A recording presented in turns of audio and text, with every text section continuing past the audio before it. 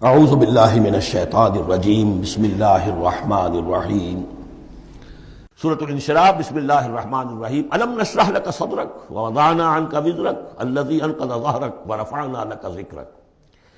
کیا ہم نے آپ کے لیے آپ کے سینے کو کھول نہیں دیا، انشراح نہیں دے دیا آپ کو، اور آپ پر جو ایک بوجھ پڑا ہوا تھا وہ اٹھا نہیں لیا۔ الذی انقض ظہرک، جو آپ کی کمر کو دوہرے کیے دے رہا تھا، توڑے دے رہا تھا۔ ورفعنا لک ذکرک، اور ہم نے آپ کے ذکر کو بلند کر دیا۔ فإن مع العسر یسرا ان مع العسر یسرا، تو یقیناً مشکل کے ساتھ ہی آسانی ہے، یقیناً مشکل کے ساتھ ہی آسانی ہے۔ فإذا فرغت فانصب وإلى ربك فارغب، تو جب آپ فارغ ہو جائیں تو پھر یہ کہ خوب کمر کس لیجئے، محنت کیجئے اور اپنے رب کی طرف راغب ہو جائیے۔ یہ مشکلات القرآن میں سے ہے۔ عام طور پر سمجھتے ہیں لوگ کہ جو مشقتیں تھیں دعوت و تبلیغ میں، اور جو آپ کے اوپر جو لوگ فکرے چست کر رہے تھے اس کی وجہ سے آپ کو یہ رنج ہو رہا تھا، تو یہاں اصل میں یہ بات نہیں ہے، وہ بھی ہے اپنی جگہ پر۔ حقیقت میں بات کون سی ہے؟ اور کیونکہ یہ بھی معلوم ہے کہ یہ بالکل ابتدائی زمانے کی صورتیں ہیں، لہذا اس دور میں تو ابھی اس طریقے کا جو ہے کوئی بہت زیادہ پرسیکیوشن بھی نہیں تھی، بہت زیادہ مخالفت بھی نہیں تھی، اس سے کہیں زیادہ بڑے مراحل سے آپ کو گزرنا پڑا ہے۔ 3 سال کی جو بھی شیب بنی ہاشم کی قید ہے وہ بعد کی بات ہے، جو یوم طائف آ رہا ہے وہ اس کے بہت بعد کی بات ہے، یوم عہد بہت بعد میں آ رہا ہے۔ یہ اصل میں کیا ہے؟ جس شخص کو اللہ تعالیٰ نبوت دیتا ہے اس کی سب سے زیادہ جو خواہش ہوتی ہے وہ اللہ کے ساتھ لو لگا کر بیٹھا رہے، اور رسالت کا فریضہ ایسا ہے کہ جاؤ خلق خدا کو ہدایت کا راستہ دکھاؤ۔ اب کہاں وہ کیفیت؟ دن ڈھونڈتا ہے پھر وہی فرصت کے رات دن بیٹھے رہے تصور جانا کیے ہوئے۔ کہاں اللہ کی طرف رخ کر کے اللہ کا بندہ کھڑا ہے رات کے وقت، کیا اس کی کیفیت ہے، اس کے قلب کی، اس کی روح کی کیا انشراح ہے، کیا انبساط ہے، کن بلندیوں پر اس وقت وہ ہے، کس روحانی وسعتوں کے اندر جو ہے وہ اس وقت تیراکی کر رہا ہے۔ اور کب جا رہے کسی نے کہہ دیا پاگل ہے، کسی نے کہہ دیا کہ یہ تو مجنون ہے۔ دیکھو ذرا یہ شخص ہے جو کہتا ہے آپ کے معبودوں کو کہ یہ غلط ہے۔ اب اس کا ایک تکدر ہو رہا ہے دل کے اوپر، کہاں وہ کیفیت؟ علامہ اقبال نے اسے لکھا ہے، 4th لیکچر ہے ان کا جو خطبات میں سے شیخ عبد القدوس گنگوہی رحمۃ اللہ علیہ کا قول دیا ہے۔ وہ کہیں کسی کیفیت میں بیٹھے ہوئے تھے، اسی طرح مراقبے میں، اچانک اقامت کی آواز آ گئی، اب جماعت کھڑی ہو رہی ہے، تو وہ کھڑا ہونا ہے، وہ تو نماز میں تو جانا ہے۔ تو کہا کیا؟ جھنجھلا کر کہا، حضوری سے نکال کر دربانی میں کھڑا کر دیا۔ اس وقت جس مراقبے کی کیفیت میں میں تھا وہ تو حضوری کی کیفیت مجھے حاصل تھی، اب میں دربانی میں آ گیا ہوں یہاں پر۔ نماز تو آپ پڑھیں گے تو امام کے پیچھے پڑھیں گے۔ اس نے کہا اللہ اکبر، تو کرنا ہی ہے رکوع، چاہے ابھی آپ کے دل چاہ رہا ہے اور قرآن پڑھا جائے تو کیسے ہوگا؟ تو اس کا حکم ماننا آپ نے۔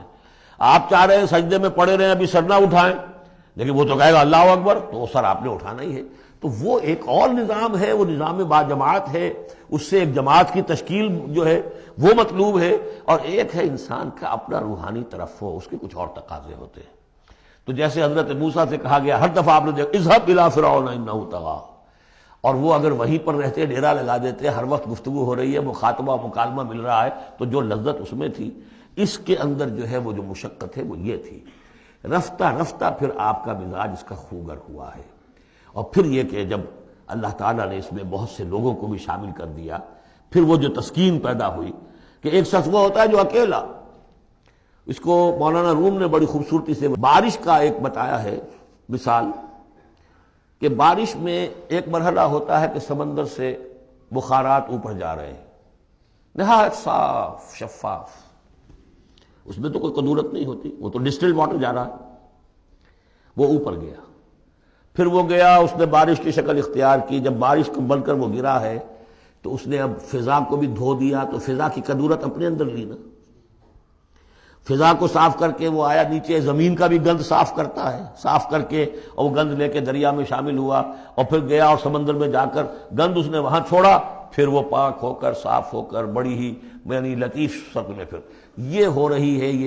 یہ ہے ایک سیر الی اللہ، اللہ کی طرف بڑھا جا رہا ہے۔ رات کو اللہ کا بندہ کھڑا ہے اور اللہ سے مناجات ہو رہی ہے، یہ وہ ہے بخارات کا اوپر اٹھنا، نہایت پاکیزہ لطیف کیفیت۔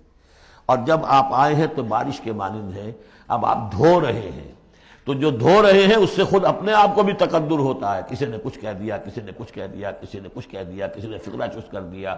اب آپ کو ضرورت ہے کہ پھر ذرا اپنے آپ کو بھی صاف کریں دوبارہ، پھر رات کو کھڑے ہو جائیں. سیر اللہ، سیر فی اللہ، سیر عن اللہ الی اللہ، یہ جو ہے جو تبلیغ کا اور فریضہ رسالت ہے، یہ بھی سیر الی اللہ ہے نتیجے کے اعتبار سے، لیکن اس وقت عن اللہ ہے، اللہ کی طرف تو پشت ہو گئی. اب دیکھیے جب آپ نماز میں کھڑے ہیں تو رخ کدھر ہے؟ اللہ کی طرف. جا رہے ہیں تبلیغ کے لیے تو اللہ کی طرف تو پشت ہو گئی. اب تو آپ جا رہے ہیں تو خلق کی طرف آپ کا رخ ہے، اللہ کی طرف تو پشت ہے. اس حوالے سے وہ عروج ہے، یہ نزول ہے، اور یہ نزول جو ہے یہ بڑا شاق گزرتا ہے کسی ایسے شخص پر جسے عروج کی لذت حاصل ہو گئی ہو. یہ ہے وہ سختی. الم نشرح لک صدرک ووضعنا عنک وزرک الذی انقض ظہرک ورفعنا لک ذکرک فإن مع العسر یسرا ان مع العسر یسرا فإذا فرغت فانصب. اے نبی وہ وقت آ جائے گا، آپ اپنے اس فرض منصبی سے جب فارغ ہو جائیں گے، جب اللہ کا دین غالب آ جائے گا، پھر آپ یکسو ہو کر وہ جو آخر میں آیا اذا جاء نصر اللہ والفتح ورأيت الناس يدخلون في دين الله افواجا فسبح بحمد ربك واستغفر انه كان توابا، پھر آپ ہمہ وقت اسی کام میں لگ جائیے. اور اسی لیے حضور نے اس وقت آخری فیصلہ کیا اللہم فی الرفیق الاعلی. بس اب میں فارغ ہوا اور اب میں مزید تاخیر نہیں چاہتا. حالانکہ نبیوں کو یہ آپشن ملتا ہے، اگر آپ ابھی چاہیں تو اور رہ سکتے ہیں دنیا میں، یہ آپشن ملا ہے.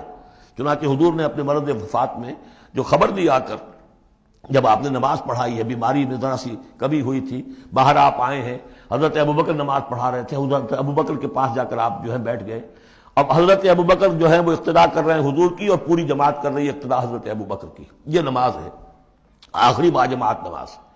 اس میں حضور نے فرمایا اللہ نے اپنے بندے کو ایک آپشن دی ہے، ایک اختیار دیا ہے. وہ چاہے تو، اب جو ایگزیکٹ الفاظ یاد نہیں ہے، نتیجہ اس کا یہی ہے کہ چاہے تو ابھی دنیا میں اور رہے. تو بندے نے اللہ کو قبول کر لیا ہے. حضرت ابوبکر رو پڑے اور لوگ حیران ہوئے، رو کیوں رہی ہے؟ یہ تو کوئی بات ایسی ہے نہیں. ان کے سمجھ میں آ گیا تھا کہ آپ نے اپنے انتقال کی خبر کر ہمیں دے دی. تو یہ فیصلہ اللہم فی الرفیق الاعلی، یہ جو شاخ گزر رہا تھا نا، یہ دنیا کے اندر معاملہ دعوت و تبلیغ، یہ اس روحانی جو ربط ہوتا ہے اللہ کے ساتھ، اس کے اعتبار سے اس میں رکھنا پڑتا ہے. کہاں وہ کیفیت، کہاں یہ کیفیت. اور اس کی وجہ سے جلدی آپ نے فرمائی، میں سمجھتا ہوں کہ اگر ابھی جو لوگ، یہ اتنا عظیم انقلاب برپا ہوا تھا عرب میں، اور یہ رأیت الناس يدخلون فی دین اللہ افواجا، ان کی ابھی بڑی تربیت کی ضرورت تھی. یہ تربیت کے مراحل ابھی ان کے پورے نہیں ہوئے تھے. یہ تو صرف مکے اور مدینے کے لوگ تھے جو آپ کی تربیت سے اس طریقے سے بہرہ اندوز ہوئے اور ان مستفید ہوئے. یہ جو پورا عرب جو ہے ایمان لے آیا، اور ان کو تو آپ کی تربیت کا ابھی وقت نہیں ملا. بہرحال جب یہ کام ہو چکے گا محمد، تو بس پھر آپ ہمہ وقت اللہ کی طرف متوجہ ہو جائیے. صدق اللہ العظیم.